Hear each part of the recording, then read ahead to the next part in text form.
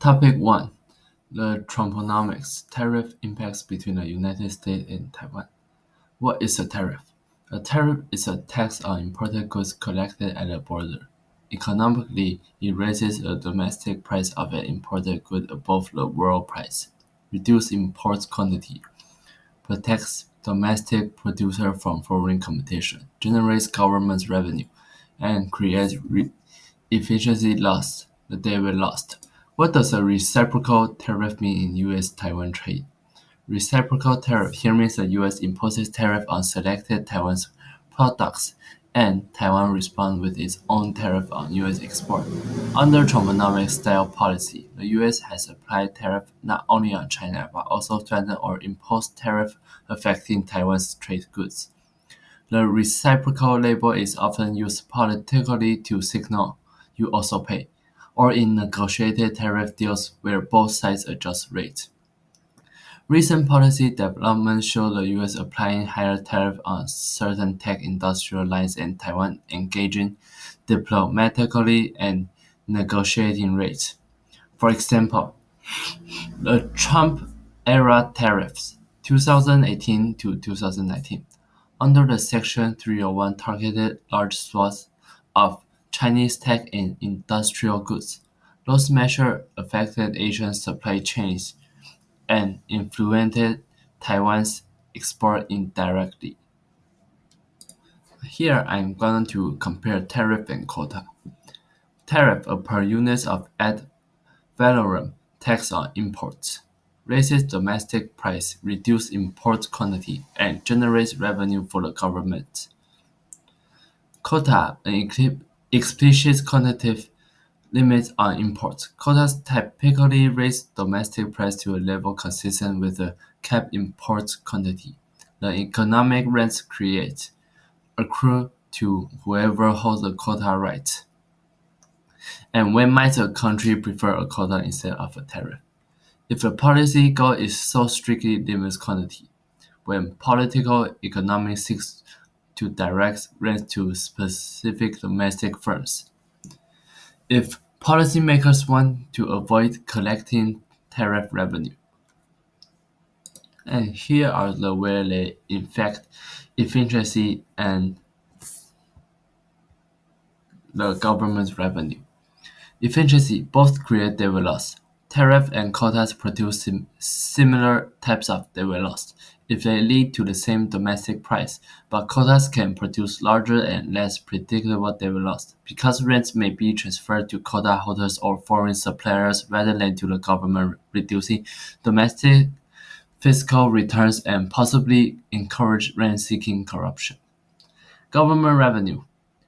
Tariffs generate revenue, while quotas only generate government revenue if the government auctions quota licenses. If licenses are freely allocated to importers, government revenue equals to zero. Rents go to private holders instead. And tariffs are price-based and adjust consumption continuously. Quotas rigidly cap quantity and can create long queues or black market if price differences are large. Here is the domestic imports market diagram. And before the tariff, the U.S. imports goods from Taiwan at a world price. At this low price, U.S. consumers demand a large quantity, while U.S. producers can only supply a small quantity. The difference, QD1 minus QS1 is the total quantity of imports. And after the tariff, the U.S. government imposed a tariff raising the domestic price to price with tariff. And the price and quantity changed. The higher price has two effects. Consumers are discouraged and demand fall from QD1 to QD2. Domestic producers are encouraged and their supply increased from QS1 to QS2. The import quantity. The combined effect is a sharp reduction in imports to the new level of QD2 to QS2. Here is a second diagram. The Taiwan's export market's impact shows a consequence for the exporting country. And how will the curve shift? The U.S. tariff act as a barrier, reducing the profitability and the attractiveness of selling in the U.S. market. This is represented by a leftward shift in the U.S. demand for Taiwan's exports, from U.S. demands for exports to U.S. demand with tariff, and how the equilibrium and exporter effect. The original equilibrium was at price P1 and quantity Q1. The new equilibrium after the tariff is at a lower price P2 and a lower quantity Q2. This means Taiwanese exporters sell fewer goods and receive a lower price for each unit they to sell. Their revenue and profits shrink significantly. The number five question is how the welfare effects on Taiwan. Taiwanese consumer for it. If the tariff is on goods exported from Taiwan, the direct effect on Taiwanese domestic consumer is limited unless the policy causes domestic supply or world prices to change. However, if Taiwan implements reciprocal tariff, Taiwanese consumers face higher price on imports from the US, reducing their consumer surplus.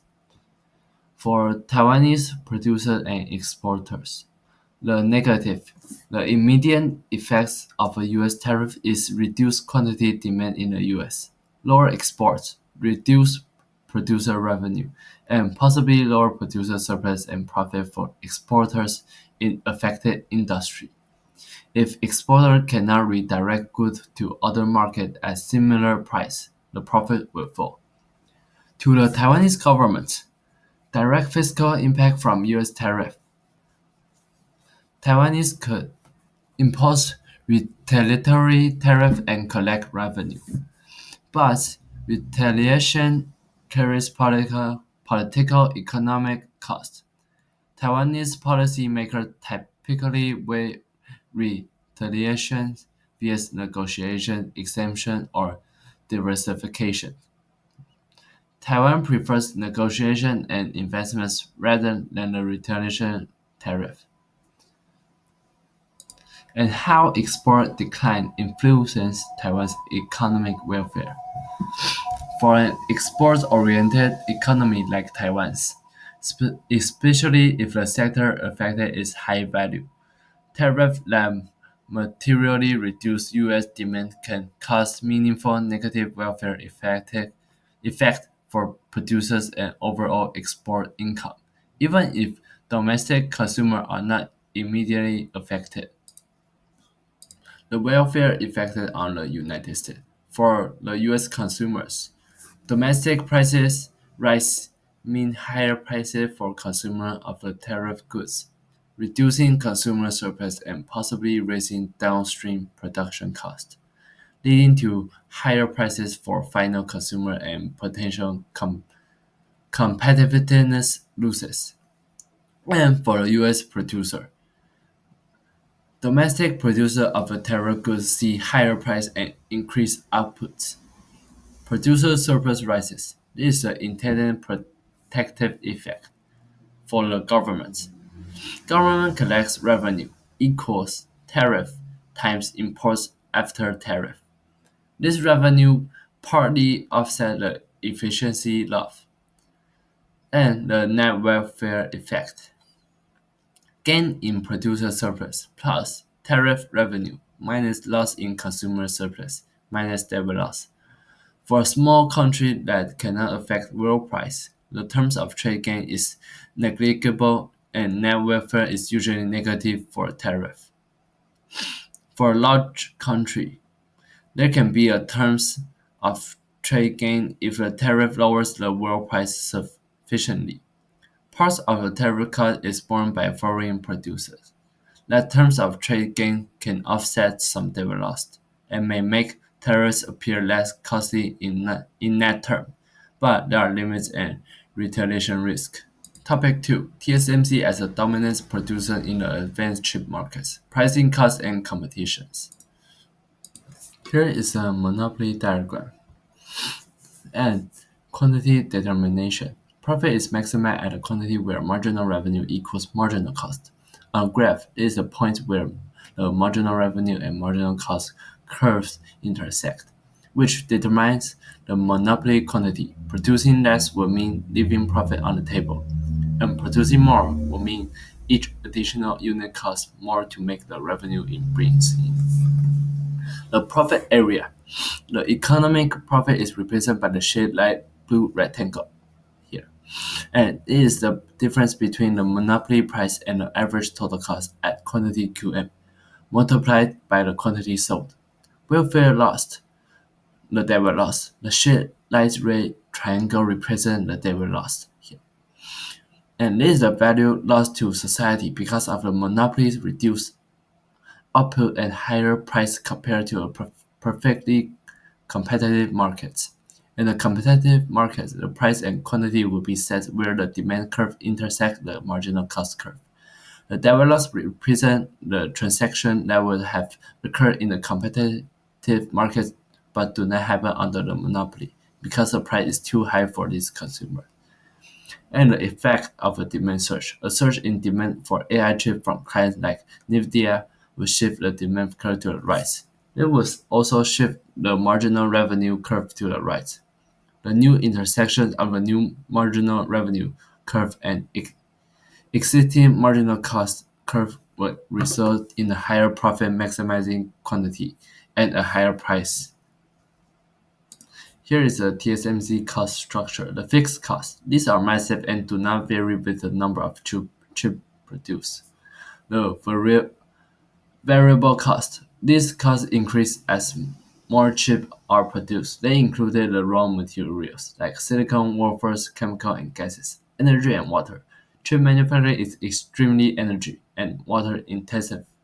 Labor, wages for technicians and operators running the production lines. The nature monopoly characteristic. The semiconductor industry, especially at the advanced node, exhibit characteristic of a natural monopoly. The extremely high fixed costs create enormous economies of scale. As you can see on the graph, the average total cost curve slopes downward over a large range of outputs. This means a single large firm like TSMC can produce chips as, as a much lower average cost than multiple smaller competitors could. This cost advantage acts as a powerful barrier to entry and reinforce TSMC dominant positions. Profit visualization. I'm still using the same graph of this. And measuring economic profits. As mentioned, the shaded light blue rectangle on the graph visually represents TSMC economic profits. The height of the rectangle is the profits per unit, and the white is the quantity sold. And the sustaining long-run profit. In a perfectly competitive market, new firms would enter if they saw a company making profits, which will drive profits down to zero in the long run. However, TSMC can sustain these profits because of high barriers to entry. A competitor can simply decide to start making 3nm chips. It would require tens of billions in capital, years of R&D to match the technology, and the ability to achieve high yields, which TSMC had perfect over decades. This technological and capital moat protect its long profitability. Fourth question: Factory expansion decision, long run vs short run. TSMC decision to build new fabs in the USA, Japan, and Germany are unequivocally long-run decisions. In economics, the short run is a period where at least one factor or production is fixed. In the short run, TSMC can only increase output by using its existing fabs more intensively. The long run is a period where all factors of production are variable. Building a new factory is a classic long-run decision. It involves a massive fixed investment that changes the firm's entire production capacity and cost structure for the foreseeable future. The last question: from monopoly to oligopoly. Entry of Intel or Samsung. If Intel Foundry Service or Samsung successfully develop a scale and a comparable 2nm or 3nm process, The market structure for advanced chips will shift from a monopoly to an oligopoly. An oligopoly is a market dominated by a small number of large firms.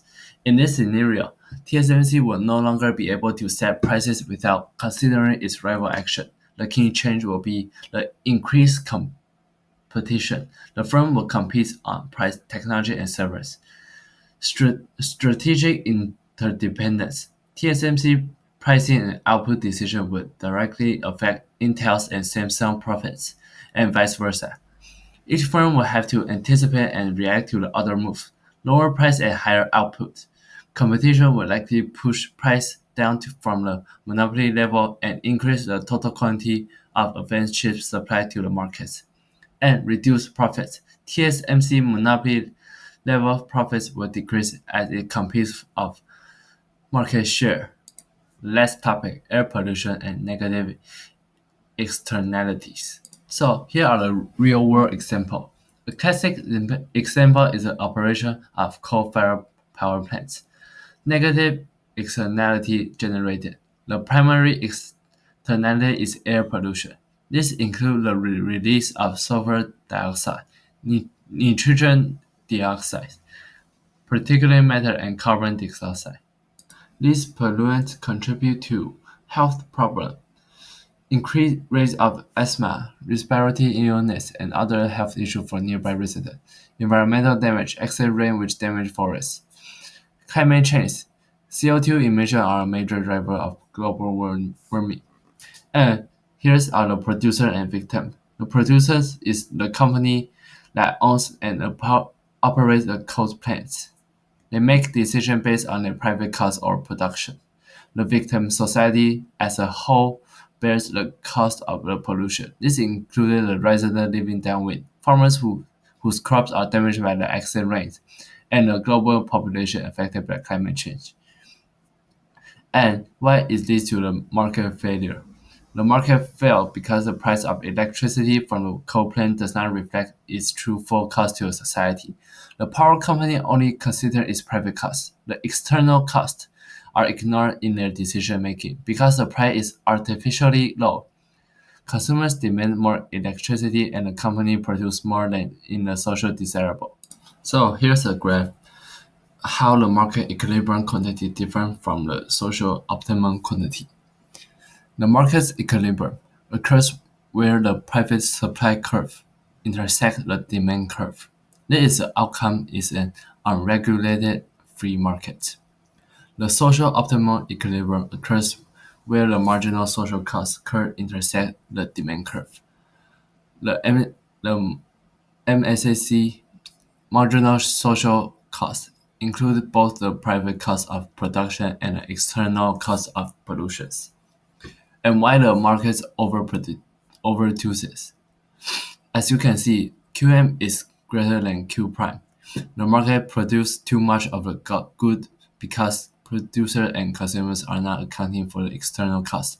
For every unit produced between Q prime and QM, the cost to society is higher than the benefit to society, leading to an inefficient allocation of resources. The devil lost. The shaded triangle represents the devil lost. This total welfare loss to society because of the overproduction. It represents the sum of the net harm done by producing each unit from Q prime to QM. Who gains and who loses? The gains. The producers and the consumers of the electricity gain from a lower market price and higher quantity, are essentially getting a product without paying its full social cost. Loses. The victim of the pollution lose. They bear the external cost without compensation. The development shows that the cost imposed on these victims for the excess productions is greater than the benefit gained by the producers and consumers of those extra units. The inefficiency.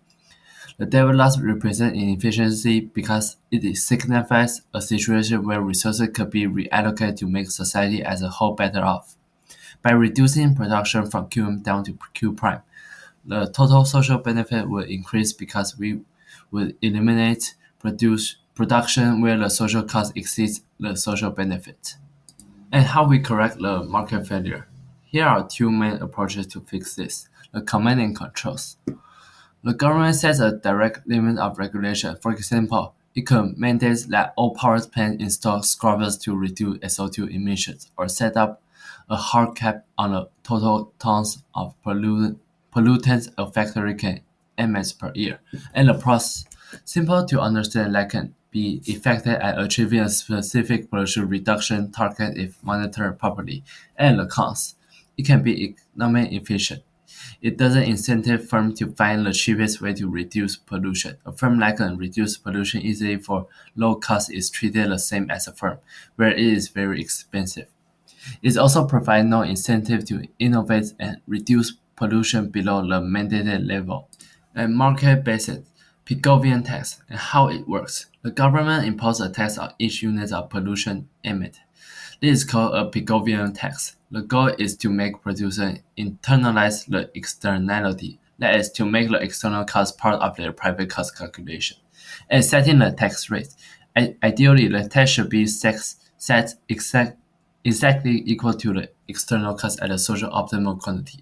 And on the graph, this tax efficiency shift the marginal private cost curve upward by the amount of the tax. If the tax equals to external cost, the new supply curve will be identical to the marginal social cost curve. The market will then naturally settle at a new equilibrium, which is a social optimal outcome. And here are the real-world policy examples.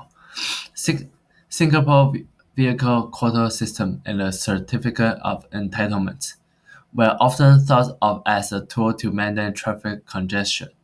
It also serves to limit air pollution from vehicles. And how it works. To register a new vehicle, a person must first bid for and win in certificate of entitlement. The government releases only a fixed number of COEs every period, effectively capping the number of new cars on the road. The price of the COE is determined by market demand, sometimes costing more than the car itself. And here's the effectiveness and challenge. It has been highly effective in controlling the vehicle population in the land-scarce city-states, thereby limiting both congestion and pollution far below the level seen in other major cities. And the challenge. The primary challenge is equity. The high cost of a COE means that car ownership is largely restricted to the wealthy, leading to social and political debates. It makes transportation a luxury good. Here are the extended thinking.